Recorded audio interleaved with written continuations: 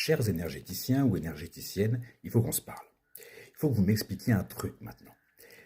J'ai déjà discuté de nombreuses fois avec un certain nombre d'entre vous. Aucun n'a jamais pu m'expliquer, me définir ce que c'est que cette énergie sur laquelle vous travaillez, cette énergie que vous utilisez, qui fonde le principe même de votre pratique d'énergéticien ou d'énergéticienne. Alors bien sûr, cette énergie, vous en parlez. Certains parlent d'un fluide qui nous traverse le corps, d'autres disent que c'est plutôt comme une sorte de vibration. Vous voyez déjà un fluide, une vibration, ça n'a rien à voir. Mais au-delà de ces métaphores, de ces analogies, aucune définition, aucune explication, un tant soit peu précise, de ce que c'est cette énergie, comment, comment elle est, de quoi est-elle faite, de quoi est-elle composée, quelles sont ses propriétés, etc. Qu'est-ce que c'est finalement? En physique, l'énergie, je sais à peu près ce que c'est. C'est une grandeur physique, une mesure.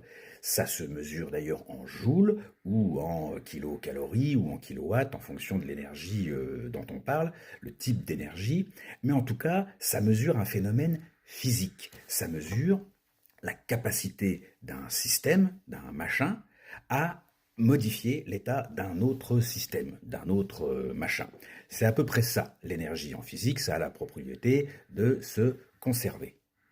C'est donc une mesure, comme on mesure une température en degrés Celsius ou en degrés Fahrenheit, comme on mesure une longueur en centimètres, en kilomètres ou en miles. C'est une mesure.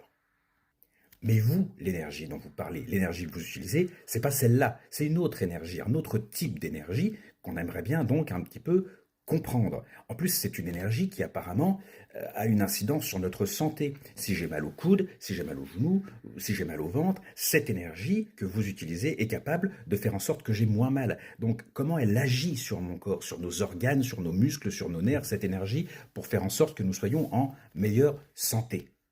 C'est un peu un mystère, un peu comme le fait qu'il y ait des énergies positives ou négatives. Est-ce que c'est une même énergie qui peut être parfois positive ou parfois négative, ou est-ce qu'il y a des énergies différentes, des énergies positives, des énergies négatives? Auquel cas, est-ce qu'en nous, on peut avoir à la fois et l'une et l'autre? Comment les deux s'associent? Est-ce qu'une énergie négative plus une énergie négative, ça fait en fait une énergie positive? Tout ça, c'est pas très clair. Donc si vous êtes énergéticien ou énergéticienne, ou même client de ces praticiens, que vous ayez éventuellement eu des réponses à ces questions, je ne sais pas d'ailleurs si vous vous posez des questions comme ça, si vous leur avez déjà posé des questions, moi en tout cas, je suis peut-être comme vous, j'aimerais comprendre. Donc n'hésitez pas, venez, parlons-en, expliquez-moi, expliquez-nous ce que c'est que cette énergie, expliquez-nous comment elle fonctionne. Moi je ne suis pas là pour me moquer de qui que ce soit, pour dénigrer qui que ce soit, ou pour dire du mal, ou critiquer, ou je ne sais quoi. Vraiment, je suis là pour comprendre. J'aimerais que vous m'expliquiez. Alors, s'il vous plaît, venez, expliquez-moi, partagez cette vidéo.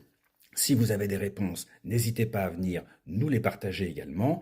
Il faut qu'on comprenne ce qu'est l'énergie.